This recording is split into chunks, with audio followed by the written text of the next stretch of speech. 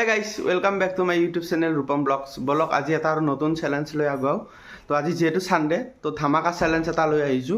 তো আপোনালোকে ভিডিওটো প্ৰথমৰ পৰা শেষলৈ চাই থাককচোন কেনেকুৱা লাগে।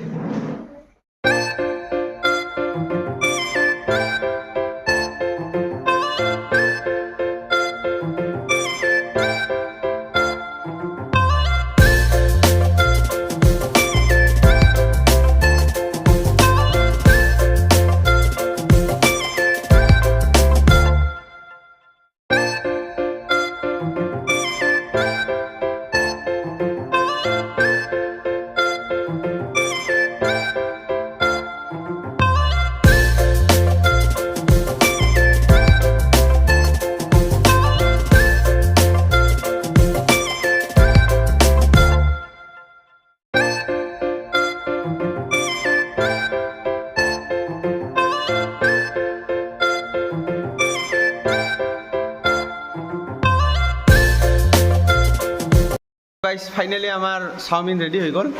এতিয়া আমি চ্যালেঞ্জৰ পিনে আগুৱাই যাওঁ বলক। ফাইনালি আমি দুটা বাটি ৰেডি কৰিছো আৰু আমাৰ আজিৰ দুইজন বিশেষ ব্যক্তি আছে এইটো চ্যালেঞ্জ মানে কমপ্লিট কৰাৰ কাৰণে। বাবু ৰেডি? ৰেডি। আজি যোনে কমপ্লিট কৰিব পাৰে নেক্সট ভিডিঅ'টোত অমিত দাসে কমপ্লিট কৰিছিল। অমিত হাতখন দাঙি দিয়া বাস। গতিকে আজি চ্যালেঞ্জটো যায় যেটা তাই এটা বিশেষ মানে উপহাৰ পাবি হা। গতিকে রেডি হবি হা। অমিত দাস আগত আছে আজি আছে কমপ্লিট হলে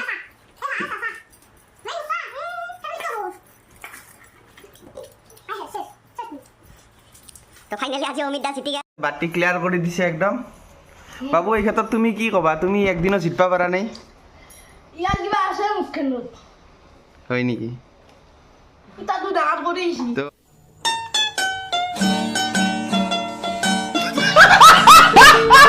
কমপ্লিট হৈ গ'ল আৰু আজিৰ বিজয় হৈছে অমিত দাস।